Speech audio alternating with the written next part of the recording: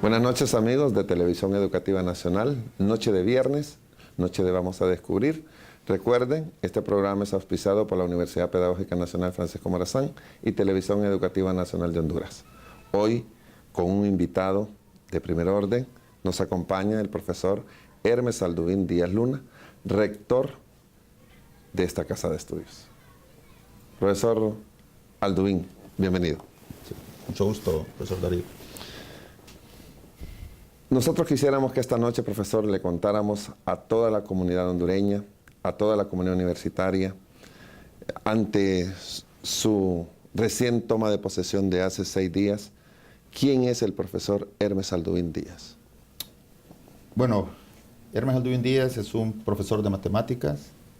Inicialmente hice mis estudios de educación primaria en un pueblo en el occidente de Honduras, para ser precisos, en Jesús de Otoro, en Tibucá. Ahí nací, hice mi escuela primaria y luego mis padres tomaron la decisión de trasladarme a Tegucigalpa, donde inicié mis estudios de educación secundaria, por supuesto ciclo común, en el Instituto de Aplicación IDA, en aquel momento, hoy CIE.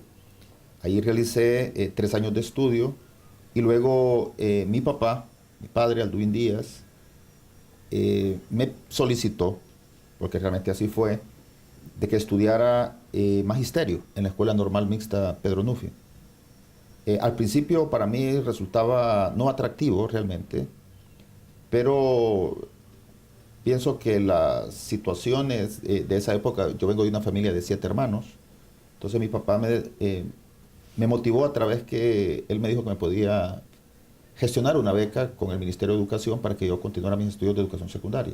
Y fue así como fui a la escuela normal, donde me gradué en el año de 1985 como profesor de educación primaria. Y luego, para continuar formándome, me matriculé en la Escuela Superior del Profesorado, o sea, regresaba a casa en el año de 1986, donde realicé 3 años de estudio en la carrera de Educación Técnica Industrial. Estaba próximo a graduarme, yo creo que, si mal no recuerdo, me faltaban 3 clases. Creo que una era de forja y fundición, una clase que tenía que ver con talleres de automotriz y otra que era el taller de investigación, que era un seminario que se llevaba donde había que hacer un trabajo de grado en ese momento y que justamente en ese año, en el año 1989, en el mes de julio recibí una visita. Yo estaba en el aula de clase y apareció la doctora María del Carmen Díaz, que en paz descanse, para decirme que necesitaba tener una conversación con mi persona. Entonces me citó, yo fui por la tarde a su oficina y ahí me planteó que había una oportunidad de becas al extranjero y que si yo estaba interesado, que habían revisado mi historial académico y que yo tenía digamos, los requisitos para poder optar a una beca en el exterior, así como. Entonces fui, apliqué, luego realicé una serie de entrevistas, cursos de inglés preliminares y fue como fui a Estados Unidos con esa beca a realizar estudios. Yo quería seguir, digamos, formándome en el área de educación técnica industrial, pero por razones de no oferta académica en la universidad donde ellos me habían seleccionado que debería cursar mis estudios, tuve que hacer una transición para estudiar en otra carrera, en este caso la enseñanza de la matemática. Y fue así como en los estudios que realicé en los Estados Unidos, me gradué con un Bachelor of Science en matemática educativa, regresé a Honduras en el año 91. Justamente estaba el periodo de la transición, o sea que yo no viví en 1990 el periodo de todas las luchas que se dieron en esa época para lograr la conversión, pero sí estuvieron mis hermanos. Mis hermanos estudiaban en el CIE, y mis padres también todavía eran profesores aquí universitarios. Entonces ellos sí realmente trabajaron mucho para que se lograra la conversión, así como toda la comunidad que estuvo involucrada en esa época. Cuando yo regresé, en ese año matriculé las clases, desde luego como ya no era escuela superior, sino que ya era universidad pedagógica. Los planes de estudio se habían modificado, por supuesto, y en la carrera en la que yo había estado matriculado, ya el plan de estudios había cambiado. Por lo tanto, Inclusive una de las clases había desaparecido, pero habían aparecido nuevas clases en el currículum de formación. Entonces matriculé esos espacios pedagógicos y justamente creo que lo más que estaría aquí fueron 2 meses. Apareció una oportunidad de trabajo en San Pedro Sula. En ese momento el director de allá era el profesor Juan Ramón Miralda, y yo ya he sido estudiante de una de las clases que él daba sobre evaluación educativa, y me preguntó si yo tenía un título universitario, y le dije que sí, que yo me había graduado y que por lo tanto podía ejercer en ese momento. Recuerden que en ese momento los requisitos de ingreso a trabajar en la universidad eran nada más de licenciatura, justamente en el proceso de la conversión. Entonces así fue como yo me fui a San Pedro Sula, en una aventura académica, digamos, y de trabajo, porque era un joven realmente, que sin experiencia de trabajo en educación. Fui como instructor, asistía a 2 profesoras en el centro regional durante creo que 2 semestres, y posteriormente ya empezaron a darme clases generales de la enseñanza de la matemática. Y fue así como inicié mi carrera profesional como profesor durante creo que 15 años de trabajo académico en el centro universitario. En el centro universitario. Pero tengo entendido que también, de acuerdo a la información que me llegó, no me pregunte por mis fuentes, que también daba clases en el José Trinidad Reyes, que también daba clases en el nivel medio. Sí, bueno, como las jornadas de trabajo en San Pedro Sula están y creo que siguen así, en su mayor medida estaban concentradas por la tarde-noche. Entonces la mañana yo la tenía libre, y compañeros de trabajo de la universidad me pidieron que si podía colaborar en un instituto privado, creo, el Liceo Militar del Norte. Ahí trabajé con los estudiantes de bachillerato, sirviendo la clase de matemática y la clase de física elemental. Trabajé creo que 1 año y medio, porque justamente el siguiente año, para ser preciso, en el mes de agosto, apareció una oportunidad de trabajo en el José Trinidad Reyes. Entonces me presenté mi documentación, era una licencia de una profesora que estaba por situación de enfermedad fuera del sistema, y ahí inicié entonces mi experiencia como profesor de ese nivel. De matemáticas. De matemáticas, profesor de ciclo común, una experiencia, digamos, de mucho aprendizaje para mí, porque trabajaba con estudiantes de otros contextos muy diferentes a los que estaban en el liceo militar, y logramos con los profesores que trabajaban en esa época, Mario Canales y otros profesores que eran inclusive egresados de la escuela superior, otros que estaban egresando ya como universidad pedagógica, logramos conformar un equipo de trabajo muy sólido para el tema de la enseñanza de la matemática, y eso creo que ha marcado mi carrera profesional, porque cuando uno trabaja en el mundo universitario realmente se da cuenta que las realidades que viven los profesores en el trabajo, en cualquiera de los niveles inferiores, es un trabajo muy extenuante, que requiere de mucha responsabilidad, dedicación, y que por lo tanto el profesor necesita estar formado académicamente, tanto en el ámbito de la disciplina que va a enseñar, como también en los requerimientos pedagógicos didácticos. Ahora, señor rector, ese profesor de matemáticas, y lo voy a traer ahora un poco a esas pruebas que se realizan ahora y a esos exámenes esas pruebas censales y muestrales, como profesor de matemáticas y como experto, y usted que dio clases en ese nivel, ¿qué falta a los profesores de matemáticas? ¿Qué están dejando de hacer estos profesores de ahora que se hacían en aquel entonces?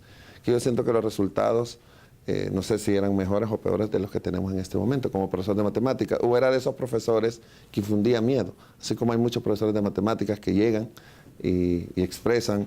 ¿Cuántos son? 50. Bueno, 5 van a pasar. ¿Qué tipo de profesor de matemáticas era usted?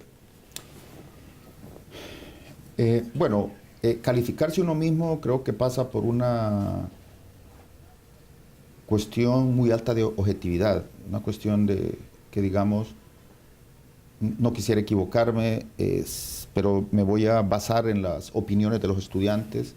Siempre tuve una muy buena relación con los estudiantes, a pesar de que no todos aprobaban.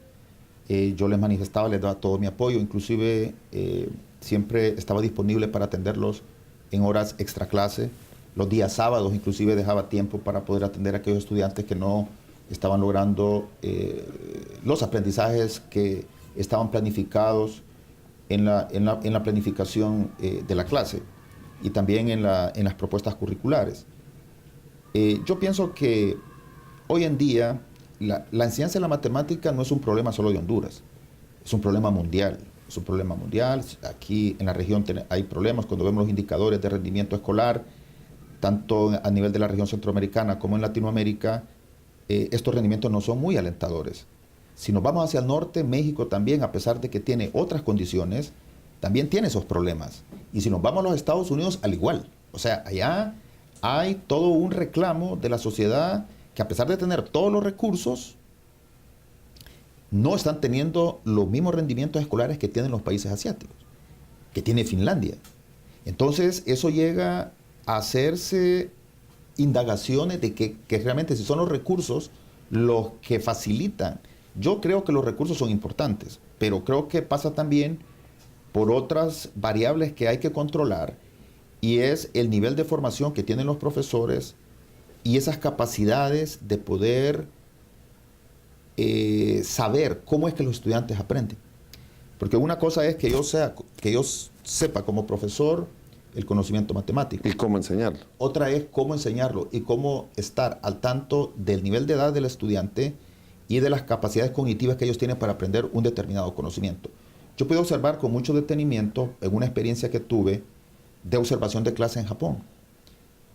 Casi siempre uno piensa, cuando uno está en estos contextos, donde hay un escaso de recurso, digamos, tecnológico, y uno cree que la tecnología va a resolver los problemas. Y eso yo me di cuenta que estaba muy equivocado. Llegué a los salones de clase en Japón y observé dos cosas. En primer lugar, las aulas eran aulas convencionales. Una pizarra, tal como yo aprendí en la escuela primaria, de tiza. Usan 3 colores de tiza. Y además el profesor sí tiene dispositivos didácticos como materiales educativos, libro de texto, que es de obligatorio cumplimiento. Y eso hace entonces que el profesor haga una gestión de clase muy adecuada. O sea, el tiempo disponible para la clase lo planifica de tal manera que da más oportunidad a que el alumno trabaje, que pueda discutir con sus compañeros los problemas que él previamente ha diseñado de manera estratégica para poder develar los conceptos que están en situaciones de aprendizaje. Ahora, ¿qué le parece, profesor Hermes Alduvín Díaz, si al retornar de nuestra pausa comercial nosotros seguimos conversando precisamente de ese rol que usted como educador, tanto de nivel medio como de nivel universitario, realizó en San Pedro Sula, y luego un cambio drástico en su vida, que es venirse acá a Tegucigalpa, y nos cuenta un poco esa parte para entrar a cuáles son los planes para esta institución ante los nuevos retos que le va a demandar el sistema educativo. Ya retornamos. Síganos acompañando.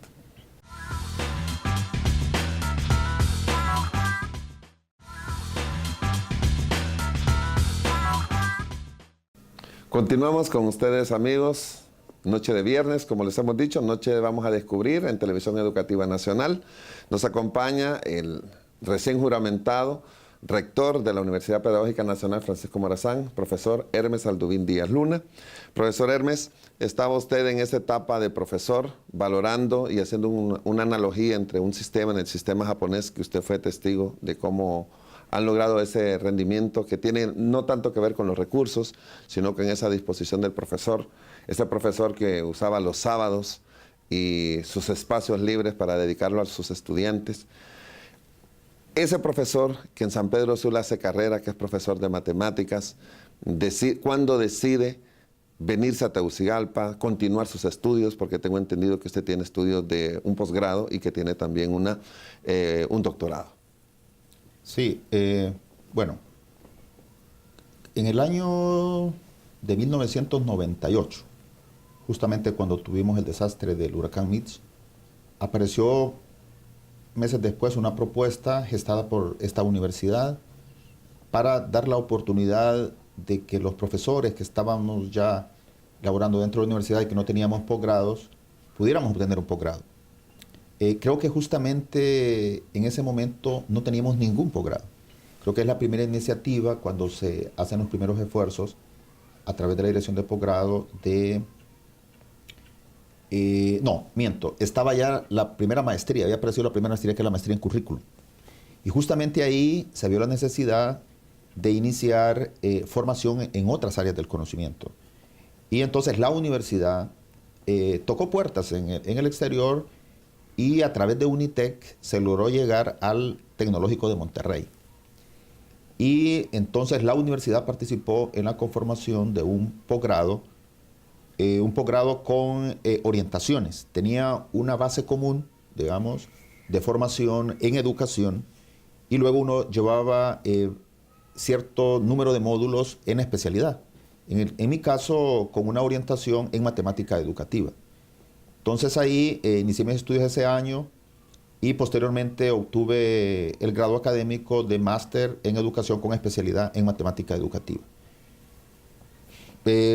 Luego seguí trabajando en San Pedro Sula y un grupo de compañeros en San Pedro Sula, yo en un determinado momento me dediqué a trabajar de manera exclusiva para la universidad, o sea que dejé de ya laborar como profesor de matemáticas en el Instituto José Trinidad Reyes, una decisión muy personal, porque quería dedicarle más tiempo a la universidad.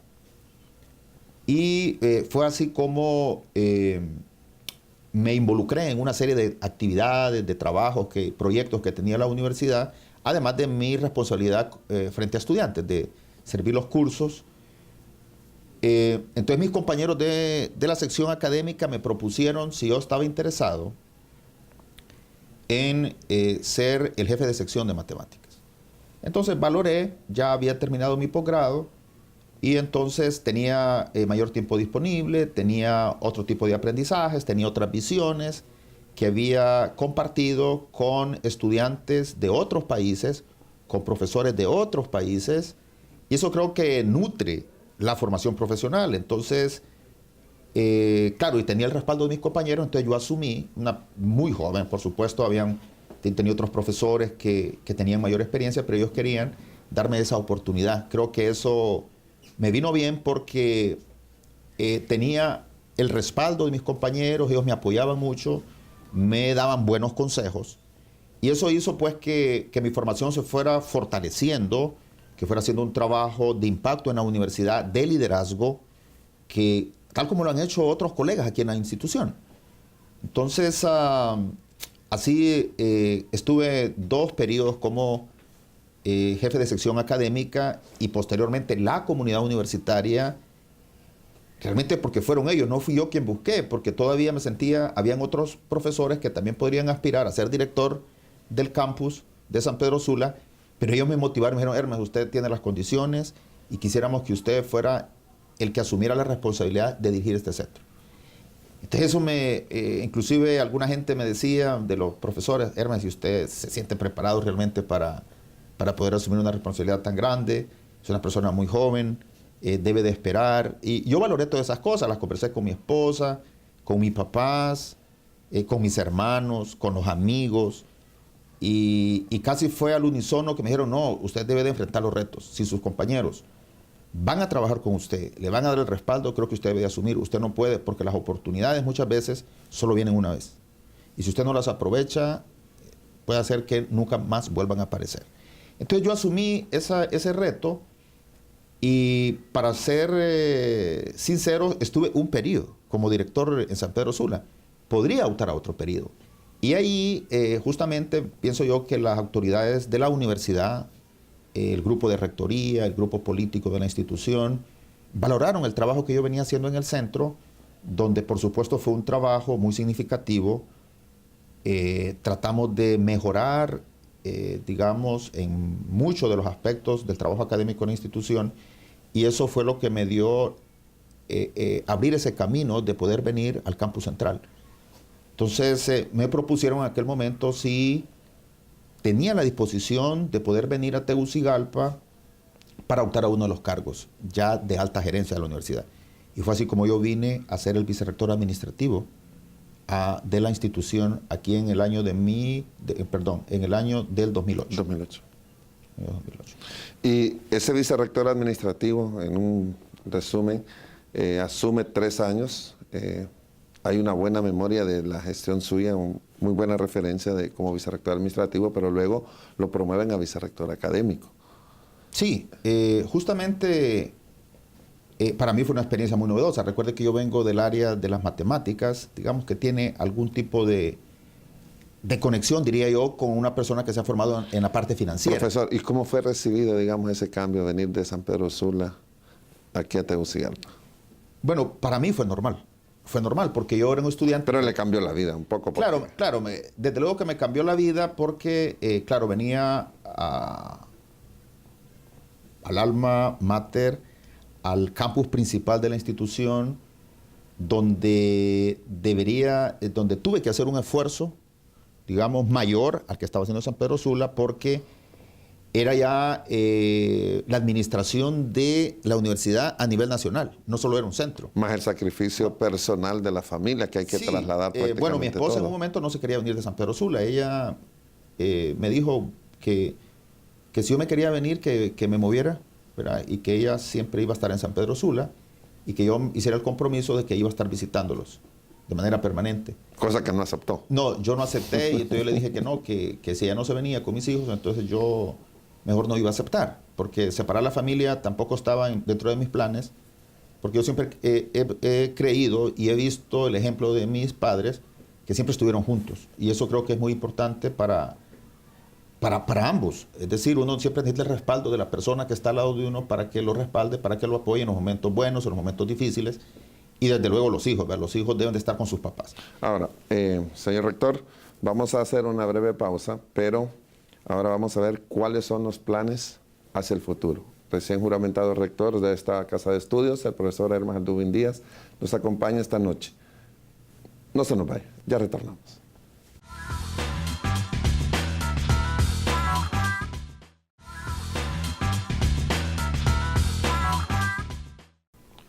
Continuamos con ustedes, amigos. Gracias por continuar con nosotros. Nos acompaña el recién juramentado rector de esta casa de estudios, profesor Hermes Aldubín Díaz Luna.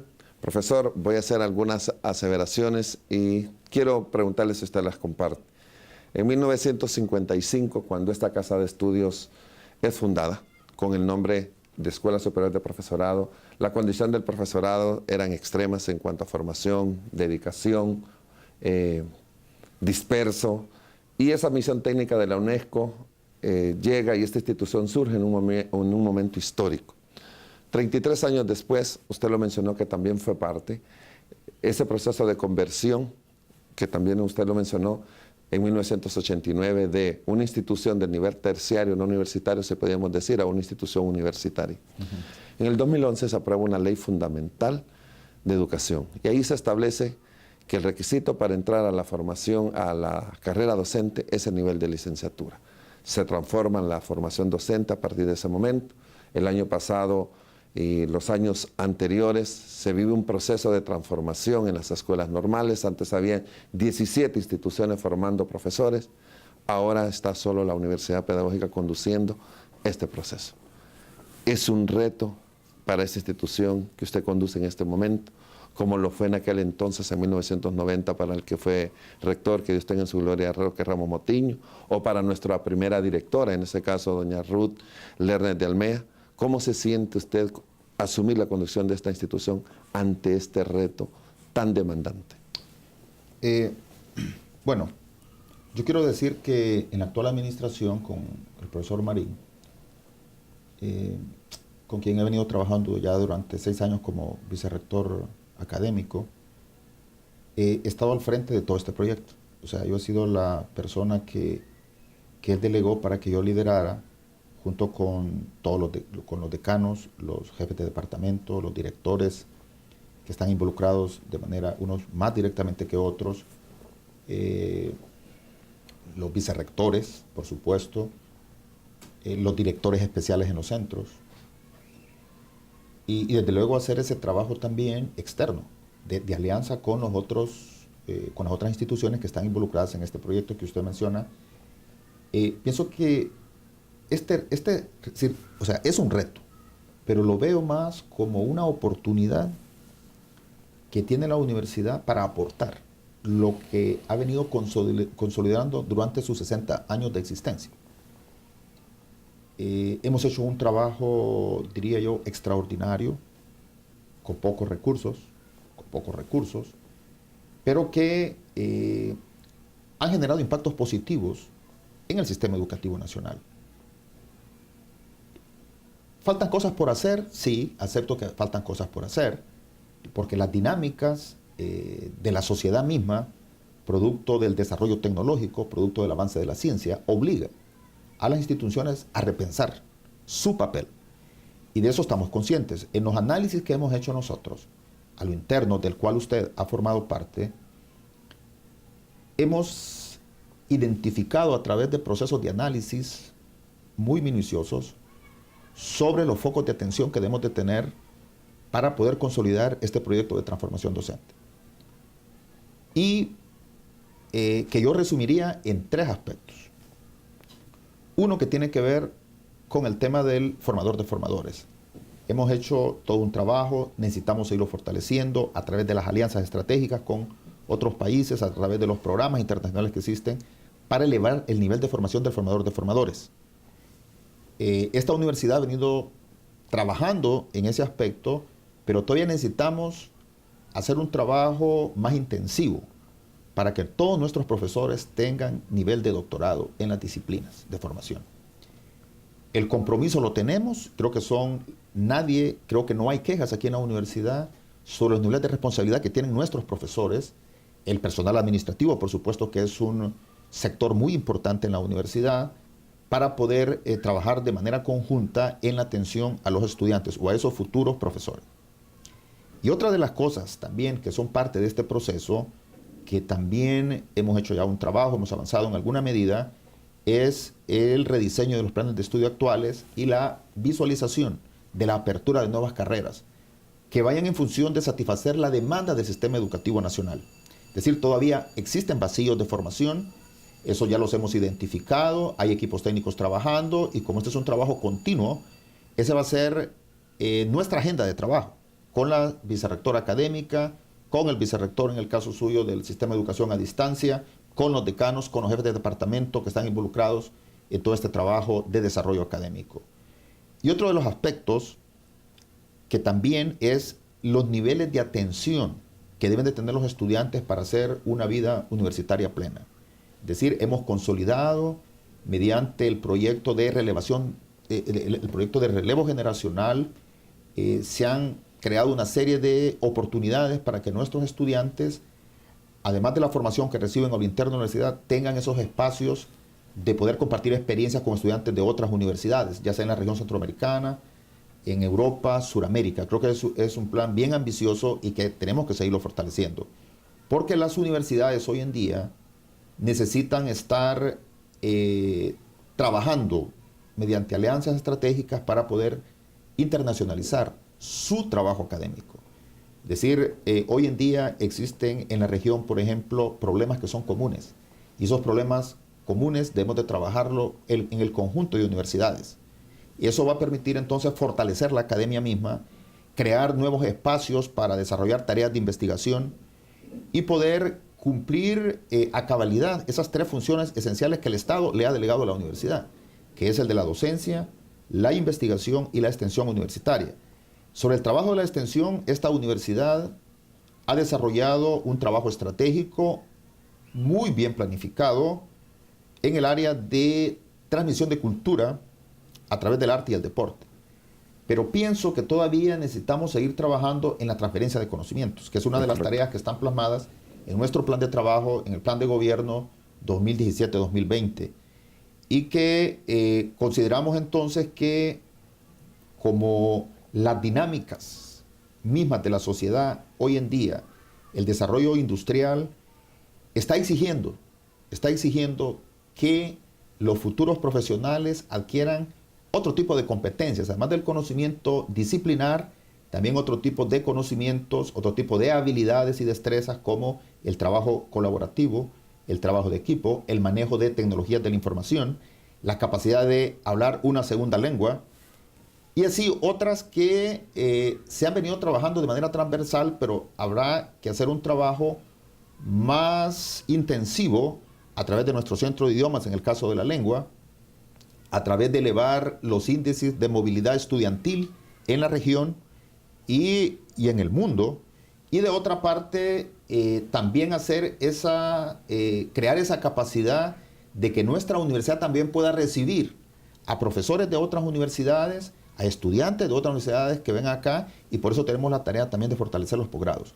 Es decir, necesitamos seguir avanzando en tareas de aseguramiento de calidad, pero creo que ha llegado el momento de iniciar los trabajos para acreditar todos nuestros programas de formación, tanto del pregrado como del posgrado, y además también iniciar procesos que creo que solo Zamorano los ha hecho en alguna medida, el de certificar las competencias profesionales de nuestros profesores. ¿Y en el área de investigación, profesor? En el área de investigación, mire, es una de las áreas que están menos consolidadas. Y con esto no quiero decir que no se haya hecho trabajos, esfuerzos, inversión de recursos de la universidad que se han generado a través de la venta de servicios. El año pasado ya se logró dejar una partida presupuestaria con financiamiento del Estado para desarrollar este rubro, esta tarea que tiene la universidad, porque esta administración va a hacer mucho énfasis en la toma de decisiones a través de resultados de investigación. Ahora, estos resultados de investigación van a ser canalizados a las instancias que corresponden, porque la universidad debe de garantizar que ninguna decisión, digamos, académica en el ámbito educativo sea a la luz de la inspiración, sino fruto de esos resultados y de investigaciones que produce, por ejemplo, el INIES, la dirección de posgrado a través de todos sus posgrados y la misma vicerrectoría de investigación. Sí, yo pienso que necesitamos hacer una consolidación de los esfuerzos que se hacen internos en la universidad. Creo que hay mucha dispersión de estos esfuerzos. El instituto desarrolla sus tareas, digamos, aparte de lo que hace la dirección de posgrado. Entonces, eso hace que deberíamos de generar una sinergia conjunta para hacer uso de todas esas capacidades internas que tiene la universidad. Ahora, ¿qué le parece, profesor, si cuando retornemos nos cuenta un poco, que aquí tengo, de esa idea del observatorio para educación? Okay. Así como existe para que, ¿qué fin tendría, digamos, y qué nos proveería el sistema educativo? ¿Cuál sería entonces el bienestar que le generaría a esta sociedad? Vamos a continuar con ustedes, amigos. Vamos a hacer una pequeña pausa, invitándolo a que continúe con nosotros. Nos acompaña el recién juramentado rector de esta Casa de Estudios, profesor Hermentia. No nos cambie.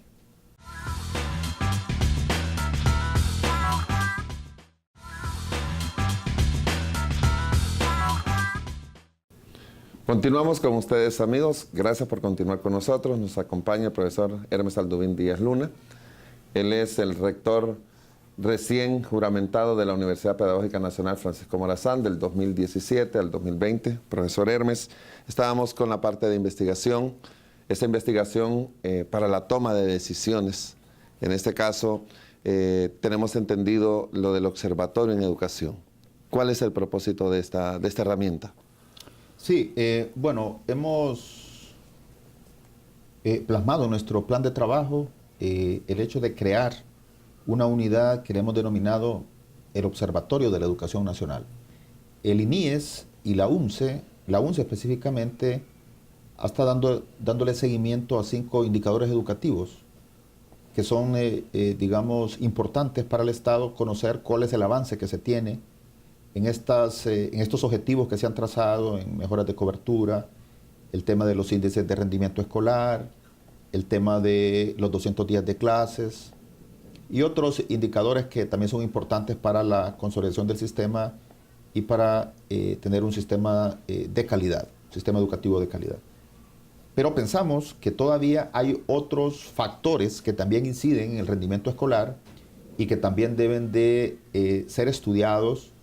Necesita darle seguimiento para poder generar las propuestas que permitan entonces elevar o mejorar las condiciones para que el sistema educativo se vuelva más robusto, más consolidado y que genere un impacto positivo en la formación, digamos, de los niños que están dentro del sistema mismo. Entonces, hemos pensado que tenemos toda una planta de profesores formados al más alto nivel, que puede otorgar el título que puede otorgar una universidad, que es a nivel de doctorado. Creo que hay alrededor de 40 profesionales que están actualmente, casi la mayoría, dando cursos a nivel de pregrado y posgrado. Entonces queremos hacer una combinación de trabajo, un tiempo dedicado con responsabilidad académica frente a estudiantes, pero otra dedicado al tema de la investigación. O sea que tenemos el talento, tenemos el recurso para poder trabajar en la creación de una unidad que va a hacer trabajo investigativo al nivel nacional, no muestreo, sino a nivel nacional, para conocer en detalle cómo avanza las tareas emanadas desde las políticas educativas de Estado. Es decir, toda aspiración que tiene la ley fundamental, cómo se está llevando a cabo en los centros escolares, qué es lo que está sucediendo en el aula. Nadie investiga el aula. Se hacen supuestos de que el currículum se está desarrollando tal como está plasmado en el papel. Y muchas veces eso está muy alejado de la realidad. Entonces necesitamos acompañar a los profesores. Los profesores de Honduras que están dentro del sistema tienen poco o casi nada de acompañamiento docente.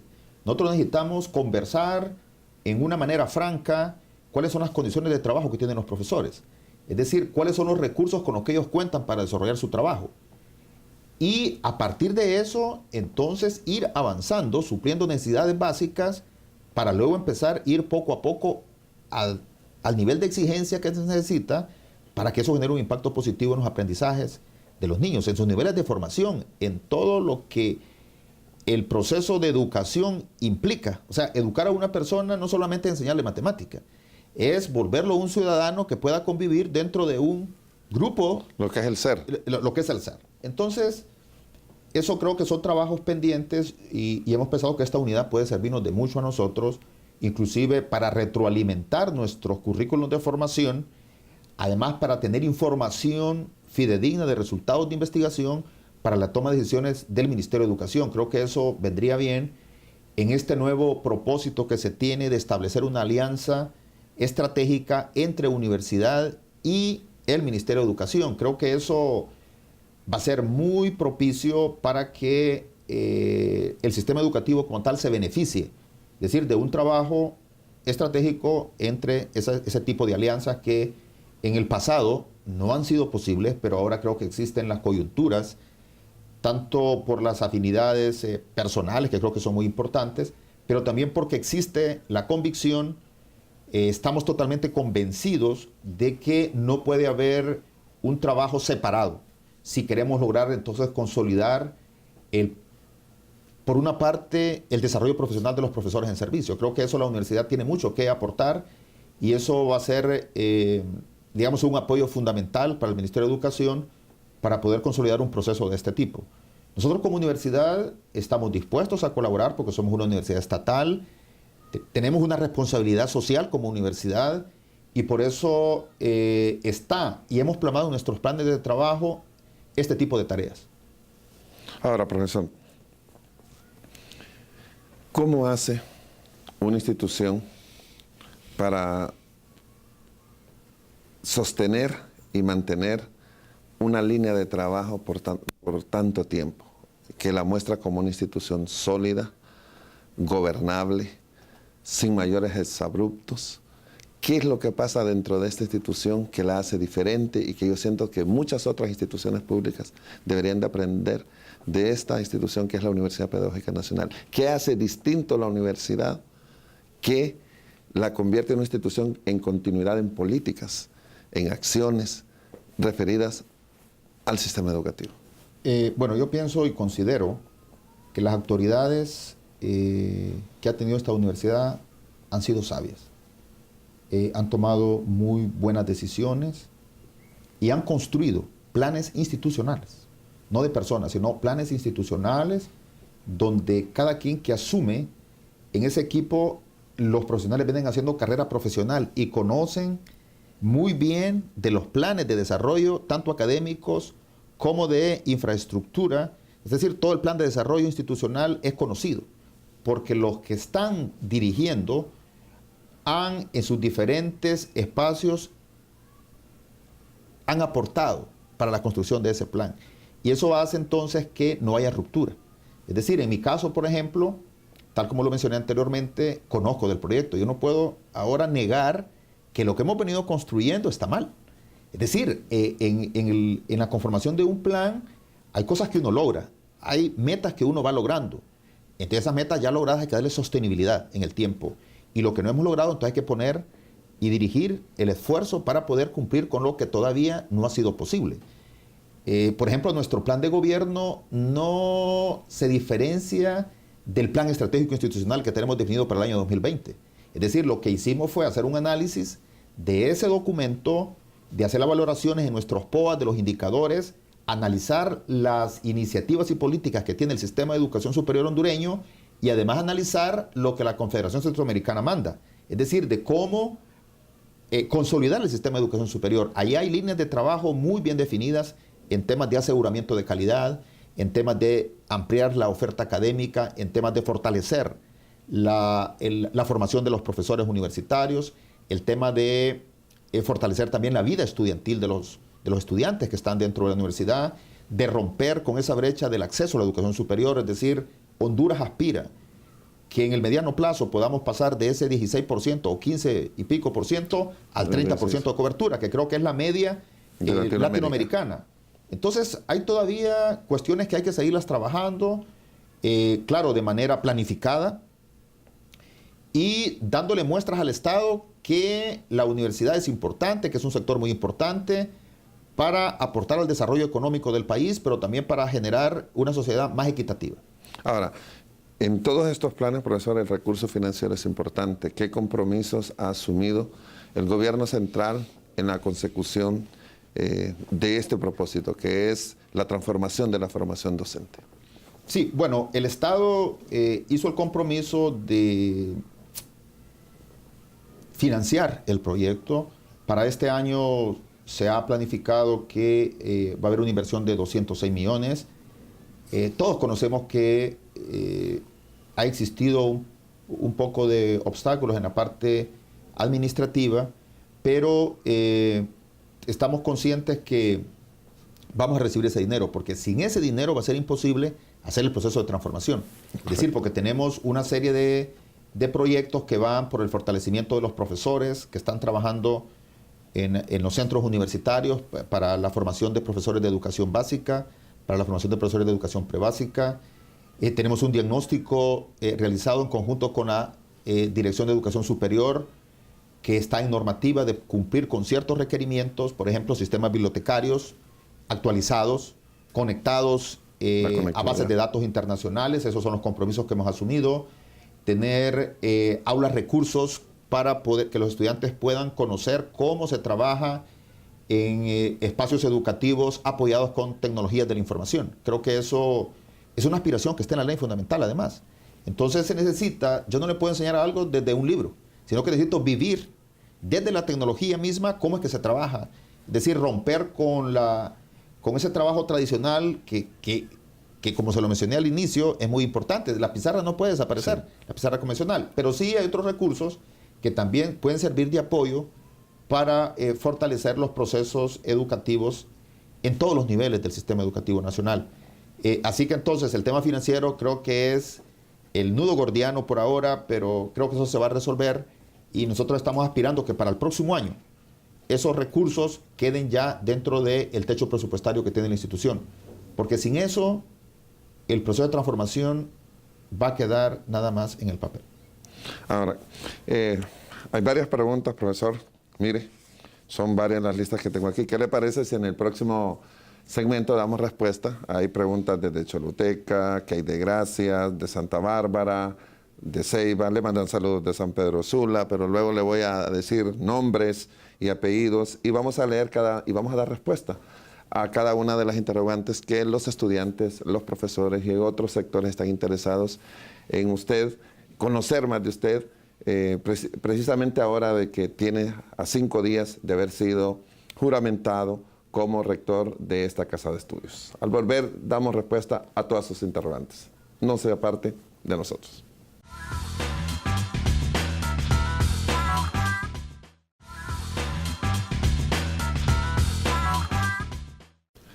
Continuamos con ustedes, amigos. En este último segmento nos acompaña el rector de esta casa de estudios, el profesor Hermes Aldubín Díaz Luna.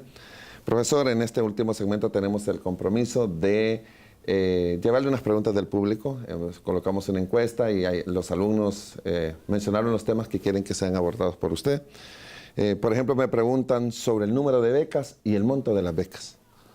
Bueno, este año la universidad gestionó ante la Secretaría de Finanzas recursos financieros para ampliar el número de becas que pasaron de 250 a 500. Y además se hizo un incremento también en el monto de la beca, que desde luego posiblemente no va a satisfacer las necesidades que tienen los estudiantes, porque reconocemos que hoy el nivel de vida en Honduras está bastante, digamos, la canasta básica pues está muy alta, los ingresos de las personas son muy reducidos y vamos a seguir trabajando. Creo que el próximo año con este nuevo proyecto que tenemos de energía fotovoltaica se ha dejado ya como una obligación de que esos recursos que estaban destinados al pago de energía eléctrica sean destinados también para el fondo de becas. Creo que eso va a dar alrededor de unos 12, 14 millones que van a sumar para tener un total ya de 30 millones para becas. Además se están gestionando entre el Estado porque una de las políticas que se están trabajando es de atraer, digamos, a los estudiantes de mejor rendimiento académico. Escoger los mejores candidatos para ser docentes. Porque esta profesión, al igual que la carrera de medicina, necesita de buenos candidatos. Y creo que una de las cuestiones es que muchos de nuestros ciudadanos que están en los diversos departamentos del país no tienen las condiciones económicas para venir a estudiar a un centro universitario. Entonces necesitamos de aumentar, vamos a trabajar en ello, creo que es una prioridad. Y el próximo año, si hay aumento tanto del Estado como de los otros recursos disponibles de este proyecto, vamos a mejorar el nivel del monto de la beca. Ahora, le mandé muchas felicitaciones, especialmente de La Esperanza, y le mandé a preguntar, el tema más solicitado aquí es el tema de Lobos Universitarios. Es un equipo de primera división. Usted acaba de asumir también la presidencia del equipo del Club Deportivo Universidad Pedagógica Nacional Francisco Morazán, Lobos Universitarios. ¿Cuáles son los planes con los Lobos Universitarios? Bueno, realmente este proyecto fue pensado para formar jugadores de alto rendimiento y este año se tuvo el éxito de poder llegar a la Liga Nacional. Hemos hecho toda una planificación muy estratégica, por cierto, para mantener el equipo en el mayor circuito del fútbol hondureño. Esta universidad va a apostar porque este equipo se mantenga, vamos a apostar a jugar con jugadores, digamos, que sean estudiantes de la universidad, para dar oportunidad también a toda esa juventud para que puedan formarse. Ya tenemos varios ejemplos en la región, la UES del Salvador, las universidades costarricenses también que tienen equipos en el máximo circuito. Y de otra parte, decirles que vamos a trabajar también de manera intensiva para que las otras disciplinas también se fortalezcan. Es decir, la práctica de los otros deportes no podemos dejarlos de lado porque también son importantes y para ello hemos conversado con la Dirección de Extensión, con el Departamento de Educación Física, para que promovamos a nivel de las grandes ciudades donde están las universidades, las ligas universitarias. O sea que el deporte universitario debe seguir fortaleciéndose para que sean los semilleros de las federaciones nacionales en todos los deportes que ya Honduras practica. Actualmente creo que en nuestra universidad tenemos alrededor de 10 o 12 disciplinas con las cuales participamos en los Juegos Universitarios Centroamericanos a través de la UDUC también. Y creo que eso es muy importante porque eso es parte de la formación integral que reciben nuestros estudiantes en esta institución.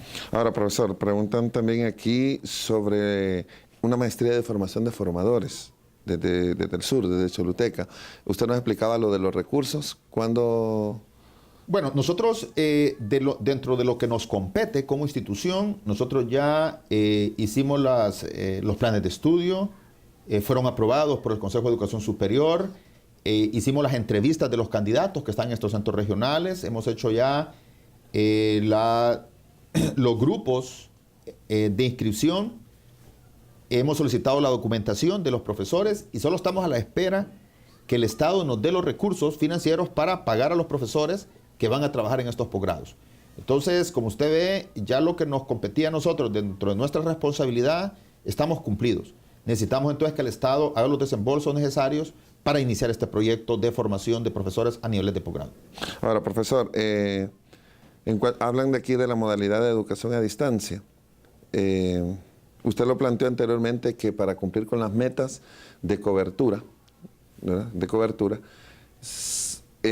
Hay un plan estratégico de la Dirección de Educación Superior en donde estamos representadas todas las 20 universidades. ¿Es la modalidad virtual, semipresencial, B-Learning, la modalidad de distancia, opciones para impulsar la cobertura?